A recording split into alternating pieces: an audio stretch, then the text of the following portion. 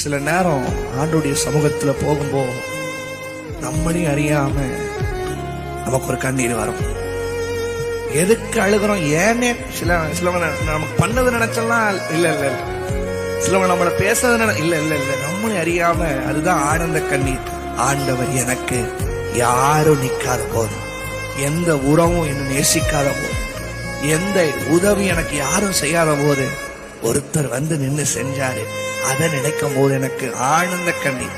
அவங்கள நினைச்சலாம் அழலப்பா, உண்மை நினைச்சு என்னை அறியாம. சங்கீதக்காரன் தாவீது சொல்லுகிறான் சங்கீதம் 16 அவர் சமூகத்துக்கு வந்தாலே எனக்கு நித்திய மகிழ்ச்சி, நிரந்தர பேரின்பம் உண்டு.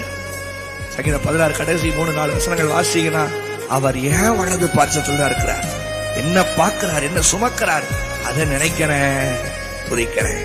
என்னோட சேர்ந்து அந்த பிரச்சனத்தோடைய ஆண்டவரை நினைச்சு